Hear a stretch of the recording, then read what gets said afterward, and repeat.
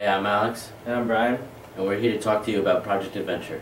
So what kind of activities do you do here for Project Adventure program? Okay, the program itself consists of basically 3 steps, and we do a games unit to start off with, where we develop trust units, and then we go to low elements, where most of the activities are on like a low obstacle that the kids work on, and then we eventually go to a higher unit, which are called higher elements, where they climb and across higher pieces of equipment, telephone poles, wires, and different things like that. How do you feel that the program benefits these kids? Well, the program benefits a lot of different types of kids for a lot of reasons. One being, a lot of kids are afraid to work on different types of elements, especially high elements. But we work with trust, caring about one another. Everything is very positive toward all the different activities that we use. No one belittles anyone, and everyone works to their best capabilities. It's you pick your own goal and then work to that goal. If you want to go further, you're welcome to. If you want to stay at that goal, you're also welcome. So we build trust. We build a lot of sportsmanship type of activities and things like that. So how do the students choose how to become a part of the Project Adventure program? Well, all these sophomores start with, they're all involved in Project Adventure in some way as a 10th grader.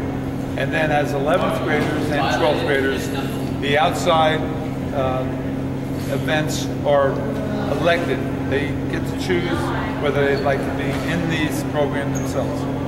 So they basically elected and they're put in. So how do you see Project Adventure benefiting students after graduation? Well, I think the program itself will benefit the students so individually by learning to overcome a lot of fears, setting goals, and also later on in life, if they're part of a program or a corporate area where they're in a job situation where they're working with a lot of different people, they learn to work with one another and to help each other, and it's like a team building type of event. So they learn each other's fears, help each other, and they grow as a unit. And the program, or a lot of workshops do this to, like, police, fire departments. They do this to build team unity within their programs. Over here we have the rock wall, where students will climb up to the top as much as they can. Then over here we have a partner climb, where 2 students have to help each other climb to the top pole. And over here we have a net, where students help each other reach to the top of the net. Go ahead, tell us. Over here we have the telephone pole, where students help each other also climb to the top, which is rather difficult. Go ahead. This is an overview of the Project Adventure program itself. Over to our right we have this H figure, where 2 students climb up each pole using step ladders. Then they must use each other to get across the opposite ends of the pole. And in the middle we have this sort of telephone pole, where 4 students get on the top and they must use each other to balance themselves out. Then in the middle we see this tire. Students will use a ladder to climb up each step of this sort of obstacle and reach to the top, where they have to hit the top pole. And over here, if you see this really big telephone pole, there's a little white ball in front of it. One student gets to the top and they use some sort of backpack hanger, and they must jump and hit that ball. And then over here we have the last rock wall, where it's a little inverted, makes it more difficult for students, and they must reach the top and then come back down. So how's your experience with Project Adventure like? Well, Project Adventure, I did it for 3 years, since I started when I was a sophomore, and I worked my way up doing bigger activities every year.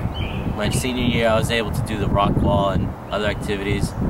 It's a really interesting program because it allows students who don't know each other to have to use each other to build trust when you're doing trust falls or other activities where you need help from another student.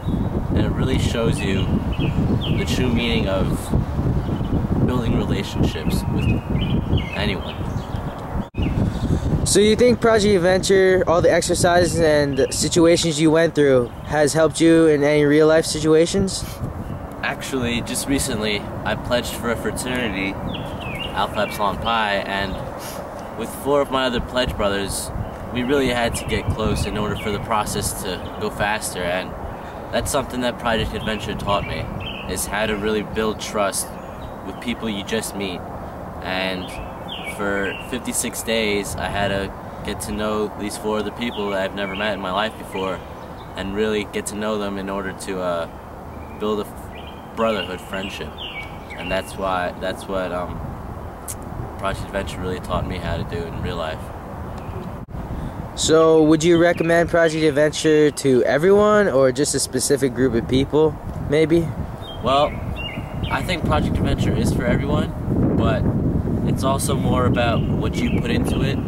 Say, like, someone who's less fortunate to experience Project Adventure will definitely get more out of it, because they will learn, like, the true morals that Project Adventure teaches. But if you have someone else that's not really into it, then they're not going to get much out of it.